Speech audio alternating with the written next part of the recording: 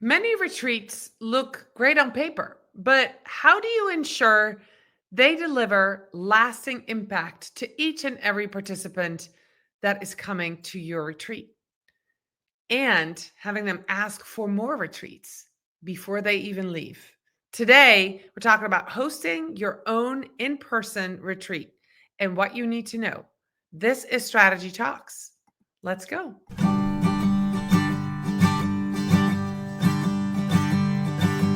Let's strategize together. Let's hear it from an expert. Join the conversation, it's informative and free. You and me, let's talk some strategy.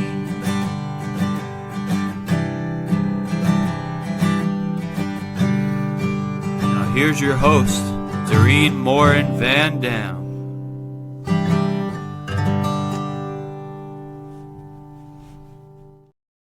Hello, everybody. Welcome to another episode of Strategy Talks. It's another Tuesday. So here we are. I am very excited to introduce you in just a minute to my friend, Sarah Monroe, who's here to talk about event hosting strategies.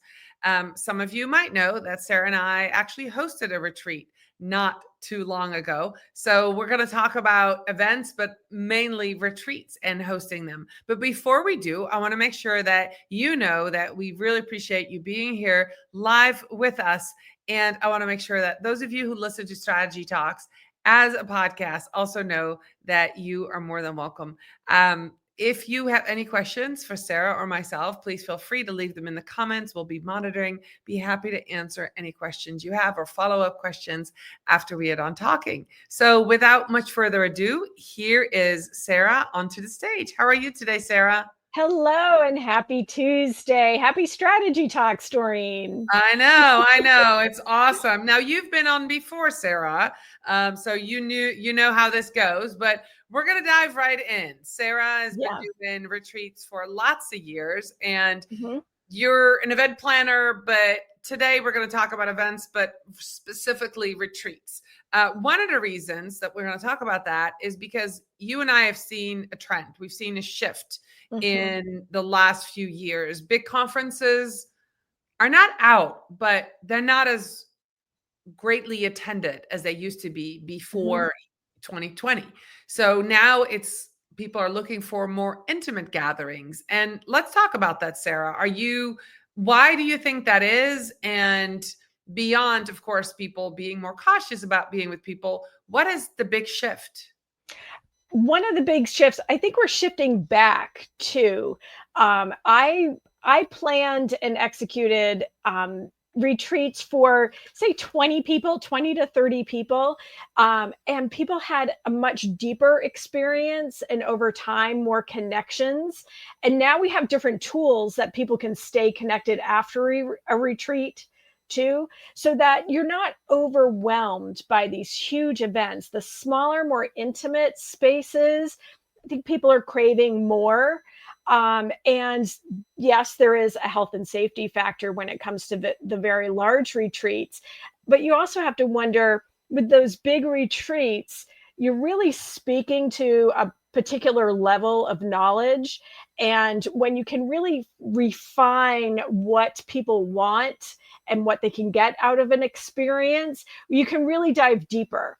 For example, you and I were planning a very deep dive into social media video, right? And that's not something that we would present at a conference of 1,000 people, right? And we'd have to speak more toward the basic level.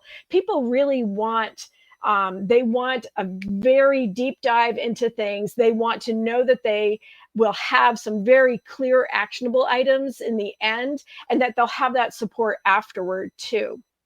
Oh, that's really great. And I believe that, that shift has come about also partly because we are now a nation of Zoomers, right? We're all in front of our computer talking to people, but grabbing people and hugging them and hanging out and sharing a meal. Those are the things that we missed for a while. And those are the things that I think that people are really treasuring more. And that's actually one of the things that you and I heard when we hosted our retreat is the meal time, spending time together, eating breakfast together, having lunch served and then eating together, and dinner time. So it's that breaking bread together. That's when you really get to know somebody. Right, right. And for a lot of people, Zoom, these digital formats have just been in the last 5 years. I have, I guess the gold star of using Zoom since 2013, right? So I've used it socially, I've used it in learning environments too. I've used it in ongoing programming for people. And so I have a much different relationship with Zoom. And in fact, every week I get together with friends that I've known for 20 years on Zoom. And it's like we have a cocktail hour. And unless you use the digital space like that, I think you have a very different relationship with the content that you're consuming, like what you're learning. How many webinars have you taken and during them or during a meeting you're checking your email or you're doing something else or you've got you're switching a load of laundry, right? There's always something that's distracting you unless you have a different relationship with the digital meeting space. And that's why I think people really like being in person even more. So those side conversations of standing in line for the bathroom or the buffet line, right? Or walking to an event or walking through an event between sessions. It really does give you that personal connection that people are craving. That's awesome. So let's go back to before people get to a retreat, to an event. Mhm. What are some strategies that you think work really well for getting people, one, excited to come, two, committed to being Mhm. present when they're there, and to have them arrive with the right mindset? Right. Don't let me forget about that mindset piece because I'm actually going to take one step back from all of that.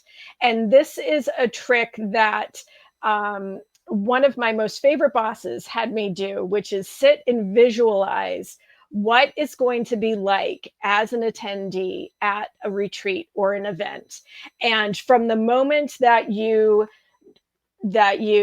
open the invitation to reading the prep materials to driving up in the parking lot, right? And walking in the door. What is going to be your experience? We talk about user experience all the time when we're talking about web applications, web development, e-commerce, social media, right? We're always talking about the user experience. That level of thought and customer service also has to come into play when we're talking about retreats, right? How are people greeted at the door? How do you answer their emails before they get there? What is their ticket buying experience, right? So really thinking about the user. And that also means letting go of some of the things that you may have planned for an event, right? I've been to an event where they expected a group of 400 people, 400 adults to sit still for 3 hours in like theater style chairs. Yeah, that's not, no, What? no one's going to listen that long. I mean, No. I was on my phone after 20. Once they told me I had to sit still for 3 hours, I was like, all right, what's my email? I was on my phone a lot. I I just had this very physical reaction to that parameter and knew that I'm here with 300 people and the event is only 3.5 hours long. We've already wasted 20 minutes. It means I only have 10 minutes to get to know people at the end, right? So, and believe me, there was the audience made sure that they got a break, right? So making sure that you think about the agenda that you want, the goals that you have as a business or a professional development trainer, whatever the retreat is about, step back and take like 20% off the agenda so that you give that breathing space for people, especially adults. We always think that kids need breaks, right? Adults need recess too. You need to build in those breaks every hour and a half or so. Sometimes you can push it to 2 hours, but really making sure that people have that breather, that time to digest the information and then move on to the next component. So that's sort of the planning mode. When then the next step is, okay, how am I going to structure? How do people need to be ready? What's their mindset? What do they need to be ready to do when they walk in the door, right? And some of that means they need to know where parking is. They'll want to know what the dress code is. And dress code sounds very formal, but just letting people know, come as you are, right? Or business casual, that gives them a chance to prepare themselves mentally for that event and physically, right? How am I going to show up and be in that space? Also, what kind of materials they need to read or prepare in advance or start thinking about.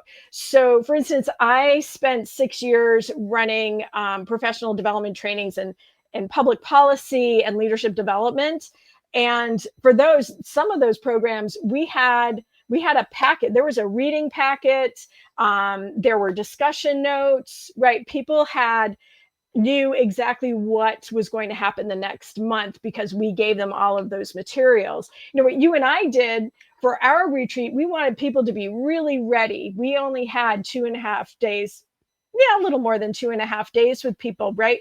We wanted to make sure that we weren't spending time on who is your ideal audience, what are your business goals for social media, right? So we gave people pre-sessions, right? We gave them a few times to come together to get to know each other a little bit because they were going to be sharing the same space together for 2.5 days, but also being prepared so that when they got there, they knew exactly what they were going to talk about. Maybe not how to use the tools because that's what we were there to train them to do, but they were ready to go and really fly through that event, that retreat, and have a great experience. So what is it that you want people to know before they come is really important for their mindset. Yeah. And I think, I was going to say, I think that gives people a sense of peace, but also when they arrive, a sense of ownership, right? When they get there. I'm thinking about what if it's a yoga retreat? The same holds true. Even if it's a yoga retreat or a wellness retreat, you want to make sure you have the right and most comfortable clothing with you, that you prepare that, if you're going to take 3 showers a day, or you need to bring a yoga mat, that you have everything that you need to make this retreat fun and enjoyable, and not go, right. well, I have that at home. I wish I brought it. I wish I had known, kind of thing. Right. So Or even the tools to, how am I going to check all of the noise in my life out of my head? How can I leave that in a bag in my car? Or, as I open the door, I let go of that. So what could that wellness trainer give people as tools before they even arrive? So yeah. I mean, for you and I, we said, bring your phone chargers, right? bring these materials that you need ahead of time. So it's different for every retreat scenario. All right. So we just talked about during our retreat, there were people who didn't know each other. Everybody had a connection to either you or to me, but they didn't know each other. And so how can we make sure that during a retreat, especially if it's an intimate retreat, we were with 6, our retreats can hold up to 8 or 10. In a smaller setting, Sarah, how do you make sure that everybody truly feels connected and feels seen and heard, especially if somebody might be introverted or a little more hesitant and not as forward with their networking or with sharing who they are? Right. What I like to do is apply some of the basic principles of team building to that. Even though this group may only be coming together one time in their lives, to have them come to some kind of agreement. We've called them cooperative agreements. They can be group agreements. You can call them whatever you want. But these are some of the tools that we use when we're building work teams too, is that we are giving people a chance to to share, I like to say, share the mic, right? That you agree when you're coming here that it's not all about you, that you are in a cooperative learning environment and that you're going to share time with other people so that everybody has an equal chance to ask their questions. And having people agree to that, also having people provide input and edit those agreements so that the whole group um, feels ownership in how they're going to work together and how they're going to come together. We say things like, you can share what you learn, but not what you hear. And that gets to confidentiality, right? That we're not going to reveal any private business practices of anybody when they come here. Or if they're learning, we want to make sure that we know that they're going to be vulnerable and not knowing how things work, and that it's a safe place to ask questions and to make mistakes and to learn from them and to move on. So I think that's another piece of setting that stage. People know how they can be comfortable physically and also emotionally and have that sense of belonging, that psychological safety when they come to retreat, I think is really important. And that sets it apart from the big conferences too, right? A big conference is, you'll have a media release that you'll sign for a big conference or a code of conduct, but no one reads them, right? In a smaller space, in a retreat space, people come to expect that their confidentiality will be respected and that they can be open and honest with their learning and training. Right. So, and if you're watching, if you're listening to this and you've ever been to a big conference before, you know how intimidating that can be when you don't know anybody. Maybe your boss asked you to go to this conference and bring back a lot of learning, but maybe you are an entrepreneur and you want to, upskill yourself and learn about marketing, or you go to a sales conference and you don't know anybody. That's very, very intimidating. So being open to meeting people is really, really important. But then going first to a smaller retreat or a smaller conference is a great way to kind of step into that in-person space. Now, Sarah, you and I were doing hands-on teaching. So let's talk about that before we move on to the next question. And you kind of touched on that already, when you go to a big conference, say it's sales, you would have somebody speak from the stage to 1,000 people. It's kind of like the old media, right? It's like TV, and you hope your message lands, but it doesn't land with everybody because you don't really know who's there. In a smaller retreat, a smaller setting, you have that opportunity to go a lot deeper. Now, as a participant, that means that you have to be ready to learn, correct? Exactly. Coming ready to learn. I think that's important for big conferences too. You're spending a lot of money and a lot of time, and you really need to value your time as well as the financial expense that you're putting into this, and invest it, that I'm going to be here, I'm going to be present. And whatever it takes for you to ground yourself is important as well. You had said about those big conferences and introverts. A lot of conferences now have have extra lounge space or a quiet space, so that it really touches on people's different learning styles, also just people's different it respects the neurodiversity that we have, right? And even if I have to say, me as a very big extrovert, right? There are times where I need to recharge my battery, and I really appreciate now going. If you asked me 10 years ago, "Oh, Sarah, don't you want to find the lounge space?" I'd be like, "No, I want to be in the party," right? But knowing what you need to make sure that you get the most out of the experience is important. Also, what you want to do afterward, I think, sort of thinking ahead too of what you expect of yourself after the event. Like, you're going to meet dozens of people at a huge conference.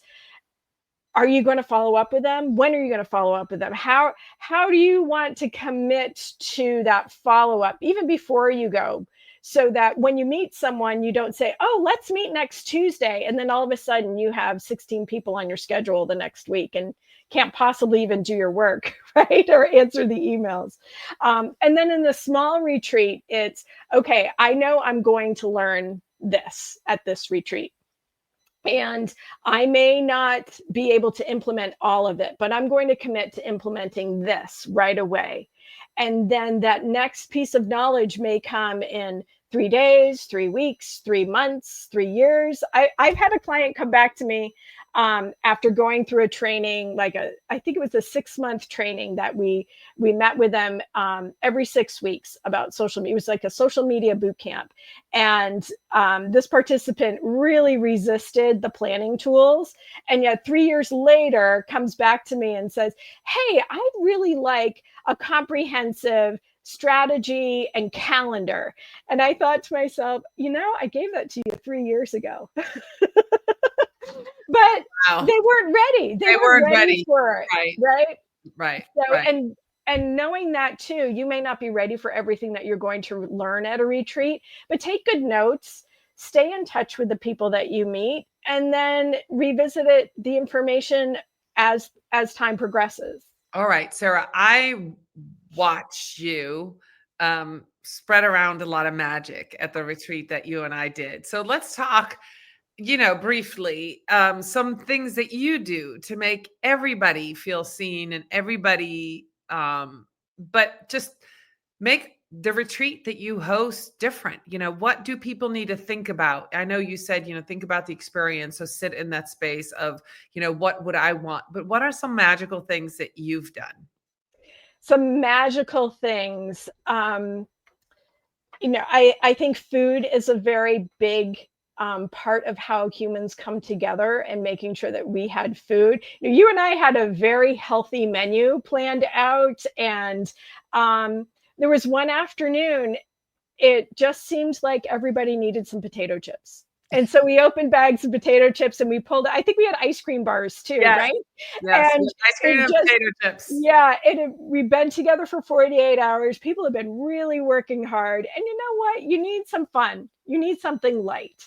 I love icebreakers and arts and crafts and things like that. So giving people a chance to be playful is really helpful too. It's helpful in bringing the group together, but also that time to color, time to do something artistic, where you can still have your brain working in business mode, but your hands are doing something very creative in a different way. So it's a different element to learn or express yourself that you can build into an event.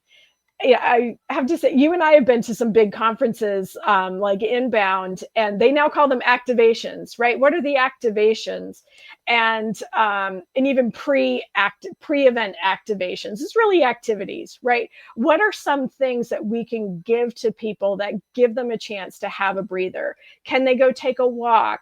I was at one conference just a month ago where instead of having us just sit at tables and introduce ourselves, they had us go on walks. We had 2 15-minute walks where we met different groups. We all mixed up each time and went for a walk with each other. We were in a beautiful space and on a mountaintop. And we got out and got to know people, and you learn things that you would not learn if you were just sitting still or if you were on a computer screen. And I can tell you why, if you've never done this before. And if you have children and you've driven carpool, you know this trick. Mm-hmm. But when you don't have to look somebody in the eye, but you are one-on-one. So whether you're sitting in a car driving together or when you're walking together, that is when a lot of stuff is shared. And I have had this experience. I'm a runner.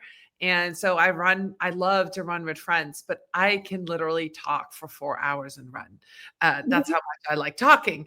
Hence, I have a talk show called Strategy Talk, but we digress. Anyway, the experience of walking and talking and meeting somebody, there's something intimate about it. So I love that idea. I love that. That's magic. The other magic that you spread around during our retreat was you made signs for people's doors, and you had little notebooks for everybody ready. And it's like the little details that I would have thought they're not going to matter.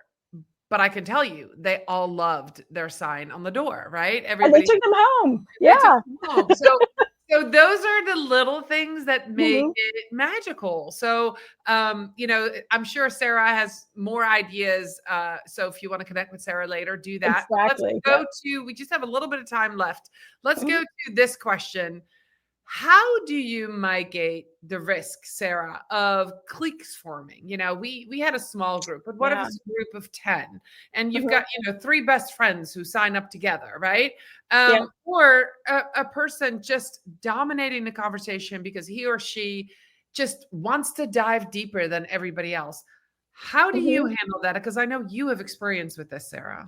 Oh, yeah. I've experienced it presenting workshops. I've experienced it as a participant, being a younger person or presenting. I present younger than I actually am too, and saying something and being dismissed at the time, but 5 minutes later, the same thing. Someone else says the same thing, and then it's the greatest idea ever, right? Part of it is those group agreements, that setting the parameters, setting the expectations before you get there is really important. Sometimes you have to pull people aside and say, you know, let's have other people talk, or is there some question that I can answer for you? And then we don't have to have the whole group go through it, right? Let's table that thought and have let other people speak, actually giving people a chance to speak. Let's hear from someone, really just saying, let's hear from someone else. Or you've been quiet, is there something you want to share? And also giving people a chance to pass too, right? Sometimes it's a lot of information that people can't quite process and they don't have anything to share. Right. But making sure that that one voice doesn't dominate. I've had workshops go sideways with that.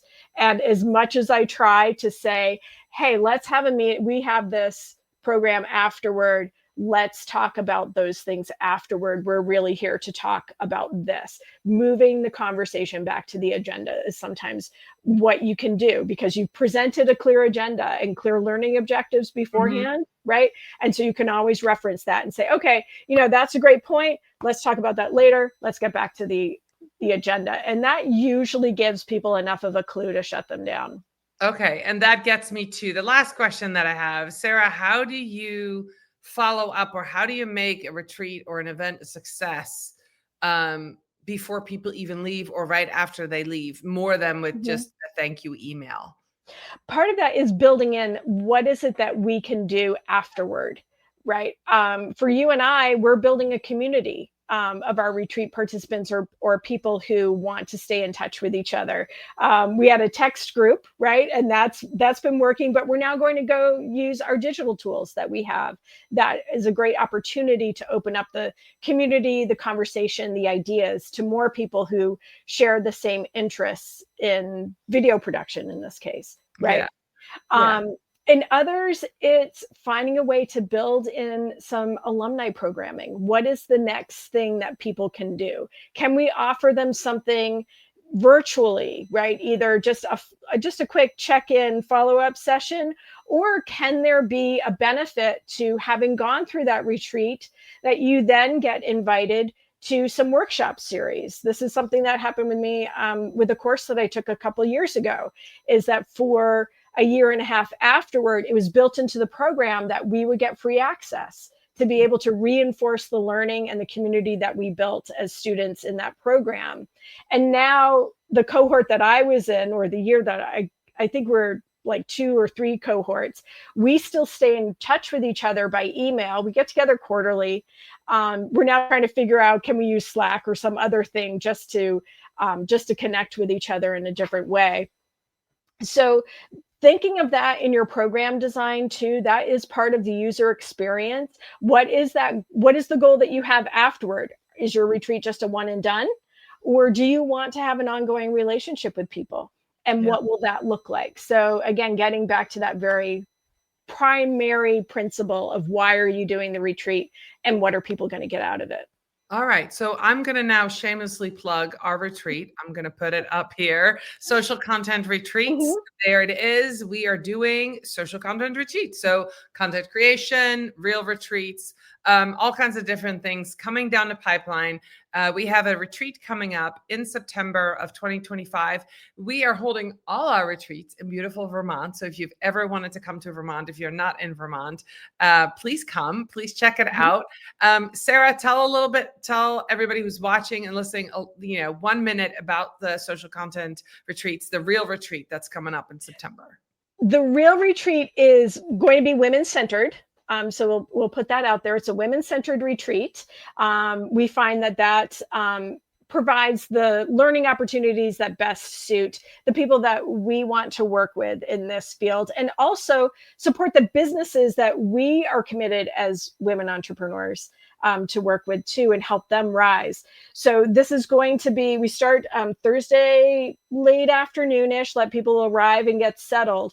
And then Friday and Saturday is filled with producing video, learning how to film if you don't know how to film, or suggesting different angles or different opportunities to film short form video, and then really get into editing tools and giving people access to different tools, to different equipment. You and I clean out our equipment closets, right? And everybody gets a chance gimbals and lights and microphones and lavaliers and everything. All the things to try. And the end of it, the goal is that our participants leave with the confidence to film themselves and know some new tricks and tools to use for editing and production and posting, and have at least 3, right? We were hoping for 10, but 3 to 10 pieces of content that they can then schedule out to post over the next few days.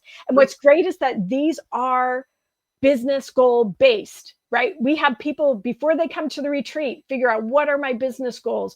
Who's my audience? Who do I want to talk to? So that when they are filming, they're speaking to that, and they have very concrete pieces of content that serve what and where they want to go in their business. All right. Awesome. Sarah, where can people meet you? Where are you online? Yeah, I'm online across social media at Sarah Monroe VT. Just have to spell my name right, and you'll see that in the comments on how to connect with me. So reach out. Awesome. Well, thank you so much for being with me today, Sarah. I'll be back next week with another episode of Strategy Talks, and appreciate you checking out Social Content Retreats. If you have any questions, reach out to myself or to Sarah, and we'd love to have you come and join us in Vermont someday. Bye, everybody.